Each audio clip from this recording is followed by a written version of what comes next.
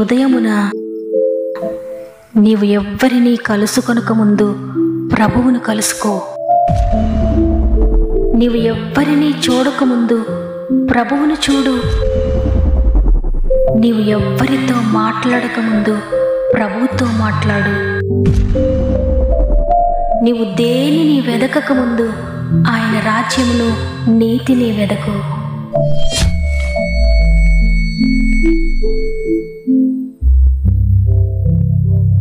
Praise the lord. ప్రభువును రక్షకుడైన యేసుక్రీస్తు వారి అతి శ్రేష్టమైన నామములో మీ అందరికీ నా యొక్క ప్రత్యేకమైన శుభములు తెలియజేస్తూ గాడ్ ఫస్ట్ అనే వాగ్దాన కార్యక్రమానికి మరొకసారి మిమ్మల్ని అందరినీ ప్రేమపూర్వకంగా ఆహ్వానిస్తున్నాను. దేవుని బిడ్డలారా, మీరంతా ఎలా ఉన్నారు? బాగున్నారు కదా? ఏదైనా అసమాధానము, అశాంతి, తెలియని బెంగ నీకు కలుగుతూ ఉన్నా, నీ పరిస్థితులు నిన్ను కృంగదీస్తూ ఉన్నా, ఉదయాన్నే నిన్ను బలపరచడానికి, నిన్ను ఆదరించడానికి, నిన్ను ధైర్యపరచడానికి తన మెల్లని స్వరముతో నీతో మాట్లాడుతున్నారు. నేనున్నాను కదా. నీ కన్నీటి పరిస్థితులను, నీ అసమాధానాన్ని, నీ అశాంతిని ప్రతిదీ నాపైన వేయండి, నేను తప్పక మిమ్మల్ని విడిపిస్తానని దేవుడు నీతో మాట్లాడుతున్నారు. కాబట్టి నీ భర్తను బట్టైనా, నీ భార్యను బట్టైనా, నీ బిడ్డలను బట్టైనా కృంగిపోకు. నీ పక్షంగా ప్రభువు ఉన్నారు. ఆయన నీ పక్షంగా ఉండగా నీకు విరోధి లేడు. ఆయన బట్టి ధైర్యం తెచ్చుకోండి. మీలో ఇంకెవరైనా సమస్యలు, శోధనలు ఉంటే తప్పకుండా మీ యొక్క ప్రతి సమస్యను కామెంట్ ద్వారా నాకు తెలియచేయండి. ఈ మాటలు వింటున్న మీరు కూడా తప్పక కామెంట్స్ అన్ని చదవండి. ఈ వాక్యం చివరిలో మనందరం కలిసి భారంతో, అనేక సమస్యలతో సతమతమైపోతూ ఉన్న మన సహోదరి సహోదరులందరి కొరకు ప్రార్థన చేద్దాం. ప్రార్థన పరిస్థితులను మారుస్తుంది. ప్రార్థన నీ జీవితాన్ని మారుస్తుంది, నీ చరిత్రను మారుస్తుంది. చివరి ప్రార్థనలో తప్పక ఏకీభవించండి. పరిశుద్ధాత్మ దేవుని కార్యములు పొందుకోండి. సమస్త మహిమ, ఘనత, ప్రభావములు దేవునికే చెల్లునుగాక. ఈరోజు ప్రభు మనకు అనుగ్రహిస్తున్న శ్రేష్టమైన వాగ్దానం మీకా గ్రంథము 7వ అధ్యాయము 19వ వచనము.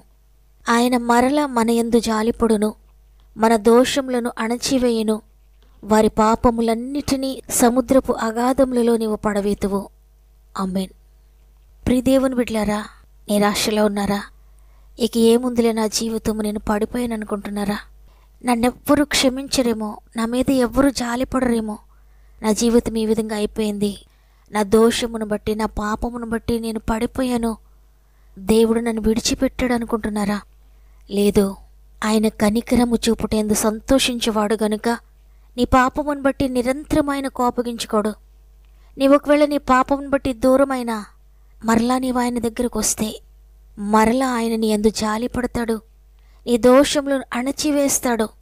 ఇక ఎప్పటికీ కనపడకుండా నీ పాపములన్నిటినీ సముద్రపు అగాధంలో పడవేస్తాడు.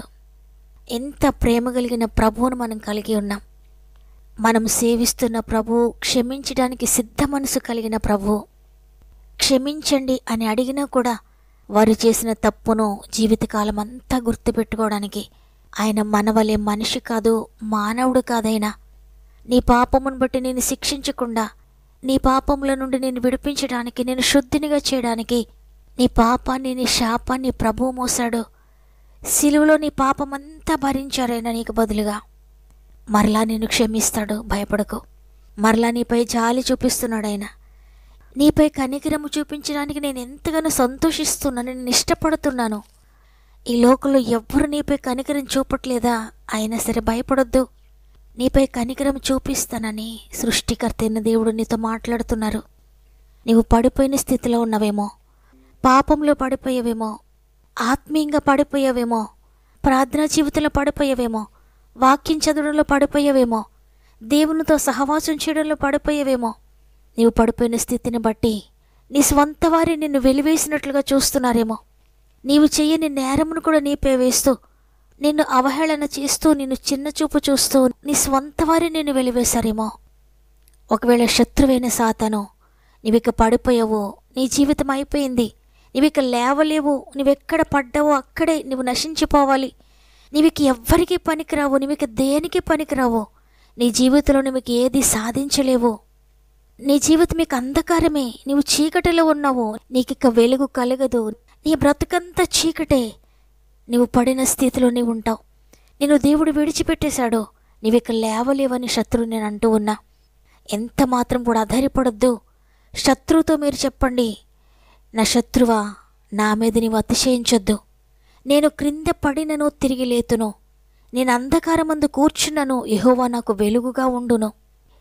ప్రస్తుతం నేను ఒకవేళ పడిపోయి ఉండొచ్చు, కానీ నేను పడిన స్థితిలోనే ఉండను. నేను తప్పక లేస్తాను. నా దేవుడు నన్ను చేపట్టి లేవనెత్తుతాడు. ఆయనకు నా చెయ్యిని అందిస్తున్నాను. నా ప్రభువు నన్ను లేవనెత్తడానికి శక్తి కలిగిన వాడు. ఆయన నా పాపము నుండి నన్ను విడిపిస్తాడు. నా భయంకరమైన వ్యసనాల నుండి నన్ను విడిపిస్తాడు. నా వ్యాధి నుండి నన్ను విడిపిస్తాడు. నా శాపం నుండి నన్ను విడిపిస్తాడు. నేను ఎక్కడైతే పడిపోయినో, వేటిలో అయితే పడిపోయినో, ప్రతి దాని నుండి కూడా ఆయన నన్ను లేవనెత్తుతాడు. ఆయన నన్ను విడిపిస్తాడని. ఏ సమస్యలో పడిపోయావో, ఏ పాపంలో పడిపోయావో, ఏ వ్యసనాల్లో పడిపోయావో, ఏ వ్యాధితో పడి ఉన్నావో, ఏ మానసిక వ్యాధి నిన్ను పడవేసిందో, ఏ శరీర రుగ్మతను బట్టి నువ్వు భయపడుతూ ఉన్నావో, పడిపోయిన స్థితిలో ఉన్నావో, ప్రతి దానితో కూడా మీరు చెప్పండి, యేసు నన్ను లేవనెత్తుతున్నాడు. ఆయన చేతులకు నా జీవితాన్ని నేను సమర్పించుకున్నాను. ఇక నేను భయపడను. నా ప్రభువు నాకుండగా తప్పక ఆయన నన్ను లేవనెత్తుతాడు. నేను ప్రస్తుతం అంధకారంలో ఉన్నాను, కానీ దేవుడు నాకు వెలుగుగా ఉంటాడు. ఆయన మరలా నా యందు జాలిపడి నా దోషములు అణచివేస్తాడు. నా పాపములన్నిటినీ కూడా ఆయన తుడిచివేస్తున్నాడని మీ నోటితో పలకండి. మీరేదైతే హృదయమందు విశ్వసించి నోటితో ఒప్పుకుంటున్నారో దానిని ప్రభువుని జీవితంలో ఆమెను అనబోతున్నాడు. కాబట్టి నువ్వు పడిన స్థితిలో ప్రస్తుతం ఉన్నా భయపడకుండా తిరిగి లేవనెత్తి దేవుని చేతులకు సమర్పించుకోండి. తండ్రి, అనేక సార్లు నేను పడిపోతున్నానయ్యా, నన్ను లేవనెత్తండి కన్నీటితో అడగండి. ఆయనను వేడుకోండి. కనికరము కలిగిన ప్రభువు నిన్ను లేవనెత్తబోతున్నాడు. పలుమార్లు నేను పడిపోతినయ్యా, పరిహాసమాయే నా జీవితం. పలుమార్లు నేను పడిపోతినయ్యా, పరిహాసమాయే నా జీవితం. పరమాత్ముడా నన్ను పరికించరావా, నీరాక నిజమయ్య దేవా.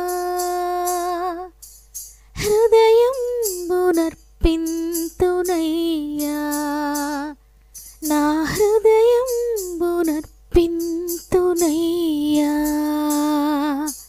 నిన్ను వీడి నేను మనలేను స్వామి, బలహీనుడను నేను దేవా. నిన్ను వీడి నేను మనలేను స్వామి, బలహీనుడను నేను దేవా.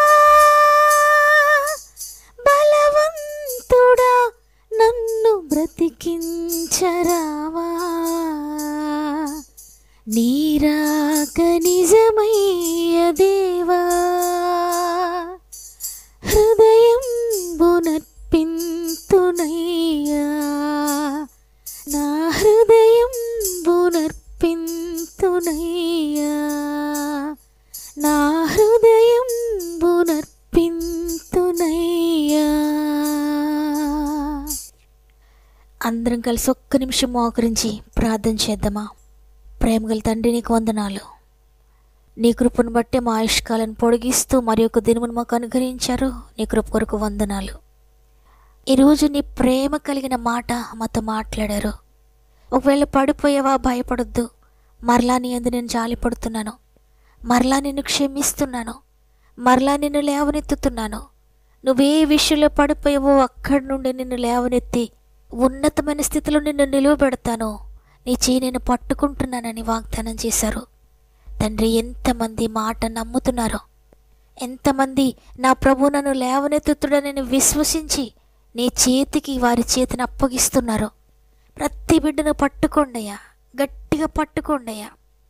అనేక సార్లు వారు ఎక్కడ పడిపోయారో మరలా పడిపోతున్నారేమో. లేవనెత్తండి పరిశుద్ధాత్ముడా, నడిపించండి పరిశుద్ధాత్ముడా, ఆత్మీయ నేత్రాలు తెరవండి పరిశుద్ధాత్ముడా, పశ్చాత్తాపము కలిగించండి పరిశుద్ధాత్ముడా. నీ కొరకు నిలువబెట్టండి అయ్యా, నీ మార్గంలో నీ కొరకు నడిపించండి అయ్యా. వారి శక్తితో నీ కొరకు నమ్మకంగా బ్రతకలేకపోతున్నారేమో. నీ శక్తి చేత వారిని నడిపించండి దేవా. మా ఆత్మీయ కుటుంబంలో ఒక్కరు కూడా నశించిపోకూడదు తండ్రి. ఒక్కరు కూడా పడిపోయిన స్థితిలోనే నిలిచి ఉండకూడదయ్యా. ఎంత గాఢాంధకారంలో పడిపోయినా తిరిగి నీ వెలుగుతో నింపండి తండ్రి. నీకు వందనాలు. మరి ముఖ్యంగా నాయనా, అనేక మంది సమస్యల్లో శోధనల్లో ఉండి ప్రార్థన అవసరత కోరుతున్నారయ్యా తండ్రి. నేను వారికి సహాయం చేయలేను, నేను వారిని స్వస్థపరచలేను, నేను వారిని లేవనెత్తలేను, నేను వారి లాంటి మనిషి మాత్రాలనే. అయితే సృష్టికర్త, మీరు లేవనెత్తగలరు, మీరు స్వస్థపరచగలరు తండ్రి. ప్రతి ఒక్కరిని నీ చేతిలో పెడుతున్నాను. ఎవరు ఏ సమస్యలో ఉన్నారు మీరు చూస్తున్నారు, ఎవరు దేనితో సఫర్ అవుతున్నారో మీరు చూస్తున్నారయ్యా. ఆత్మీయంగా లేవనెత్తండి, శారీరకంగా లేవనెత్తండి, అనారోగ్యాల నుండి లేవనెత్తండి, ఆర్థికంగా లేవనెత్తండి, అప్పు బాధల నుండి లేవనెత్తండి, ఉద్యోగ సమస్యల నుండి లేవనెత్తండి, వ్యాపార సమస్యల నుండి లేవనెత్తండి, ఇంటి సమస్యల నుండి లేవనెత్తండి, పొలం సమస్యల నుండి, స్థల వివాదాల నుండి లేవనెత్తండి, కోర్టు సమస్యల నుండి లేవనెత్తండి. చదువుకుంటున్న బిడ్డలకు అజ్ఞానము నుండి విడిపించండి. ఎగ్జామ్స్ రాసిన బిడ్డలందరినీ మీరు దర్శించండి అయ్యా. నీ జీవముతో నింపండి, నీ శక్తితో నింపండి, జ్ఞానాత్మతో నింపి నడిపించండి. ఎన్ని కుటుంబాలు విచ్ఛిన్నం అయిపోయి విడిపోయిన స్థితిలో ఉన్నారో తిరిగి కలపండి, సమాధానపరచండి. విడిపోయిన భార్య భర్తలను తిరిగి కలపండి. వివాహం కాని బిడ్డలందరికీ నాయన అద్భుతకరమైన వివాహాలు జరిగిస్తున్నందుకు వందనాలు. గర్భఫలం లేక కన్నీటితో పడిపోయిన అనుకుంటున్నారు, ఆశ్చర్యకరంగా ప్రతి గర్భమును తెరిచి అద్భుతం చేయండి. ఉద్యోగుల కొరకు ఎదురు చూసిన బిడ్డలకు అద్భుతం చేయండి. గృహాలు లేని బిడ్డలకు చక్కటి గృహాలు దయచేయండి తండ్రి. పొలం అమ్మాలనుకుంటున్న బిడ్డల జీవితంలో అద్భుతము యేసు నామములో జరుగునుగాక. నీవు కార్యము చేయగా త్రిప్పివేసి వారు ఎవ్వరూ లేరయ్యా. మీరు అద్భుతం చేస్తున్నందుకు వందనాలు. గర్భంతో ఉన్న బిడ్డలందరినీ కూడా చేతిలో పెడుతున్నాను తండ్రి. సేఫ్ డెలివరీస్ దయచేయండి. ఈరోజు పుట్టినరోజులు, పెండ్లి రోజులు జరుపుకున్న వారందరినీ కొన్ని చేతులకు అప్పగిస్తూ ఈ సంవత్సరం అంతా మీరు తోడుగా ఉండి నడిపించమని ఇదే మనం ప్రారంభిస్తూ ఉండగా ఈ రోజంతా నీ ప్రియమైన బిడ్డలందరికీ తోడే ఉండండి. వారు ఏ పని కొరకు వెళ్తున్నారో, ఏ పని ప్రారంభిస్తున్నారో ప్రతి దానిలో మీరు తోడుగా ఉండి నడిపిస్తారని యేసయ్య పరిశుద్ధమైన నామములో అడిగి వేడుకొంచున్నాను తండ్రి. ఆమెన్. ఈరోజు ఈ వాగ్దానాన్ని విన్న ప్రియ చెల్లి, ప్రియ తమ్ముడు, ప్రియ అక్క, అన్న, మాట తప్పని ప్రభువు నీవు పడిపోయిన ప్రతి స్థితి నుండి నిన్ను లేవనెత్తుతున్నాడు. గాఢాంధకారపు లోయలో నువ్వు పడిపోయి ఉన్నా ఎంత మాత్రం భయపడొద్దు. కనికరము కలిగిన, కృప కలిగిన ప్రభు మరల నీపై జాలి చూపి విడిపించబోతున్నాడు. ధైర్యం తెచ్చుకోండి. దేవుడు నాతో మాట్లాడాడు, తిరిగి నేను ఆయన దగ్గరికి వెళ్తున్నాను, తిరిగి ఆయనతో నేను సమాధాన పడుతున్నాను అన్న వారందరూ కూడా ఆమెను కామెంట్ చేయండి. లైక్ చేయడం, షేర్ చేయడం మర్చిపోకండి. మీకు అనుకూలమైతే మీ బంధువులకు, మీ స్నేహితులకు, మీ ఆత్మీయులందరికీ షేర్ చేయండి. అనేక మందికి దేవుని వాక్యాన్ని షేర్ చేస్తూ దేవుణ్ణి పరిచయం చేస్తున్న మిమ్మల్ని, మీ కుటుంబాలను దేవుడు అత్యధికంగా దీవించి ఆశీర్వదించునుగాక. దేవుని చిత్తమైతే తిరిగి రేపు అందరం కలిసి ఆయనను స్తుతిందాం. అంతవరకు ప్రభు మీకు, మీ కుటుంబాలకు తోడేండి నడిపించునుగాక. గడ్